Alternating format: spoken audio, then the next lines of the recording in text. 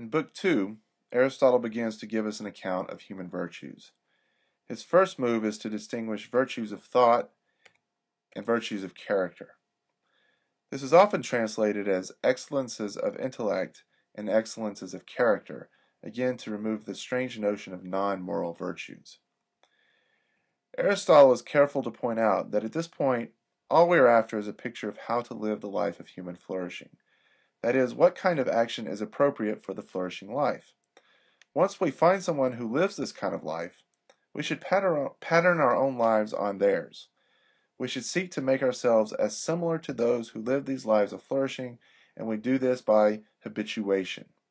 The notion of habituation is best seen in contexts where we are trying to make some activity part of our daily lives. A good example of this is exercise. It's very hard to get up off the sofa and go exercise on an afternoon if one hasn't been doing this for a while on a regular basis.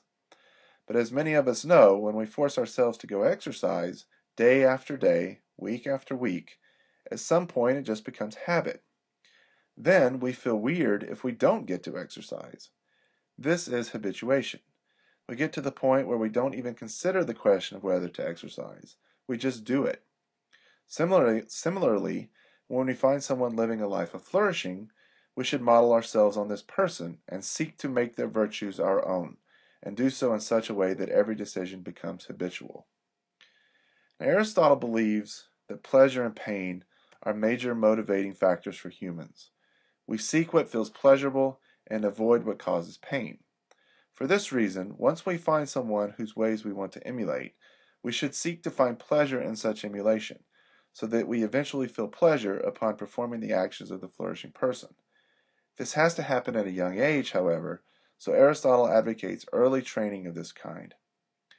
Now this might all seem to be mindless imitation, so that I never really think at all about what I'm doing when I model myself after the flourishing person. But Aristotle doesn't want to suggest this. He writes the following: hence, actions are called just or temperate when they are the sort that a just or temperate person would do.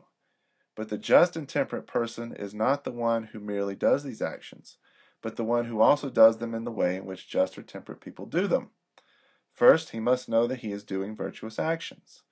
Second, he must decide on them, and decide on them for themselves. And third, he must also do them from a firm and unchanging state.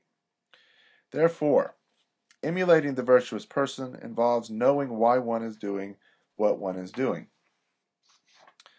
A virtue is a state, according to Aristotle, not a feeling or capacity. Virtues are not feelings because feelings come and go. They are not capacities either because capacities are only potential. Virtues are relations to feelings, but are sustained for more extended periods of time.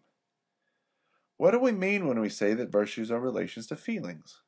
A virtue is said to be a disposition to have certain feelings in certain situations. In other words, one should have the appropriate feelings in certain situations. This brings up the doctrine of the mean, which will be the subject of the next podcast.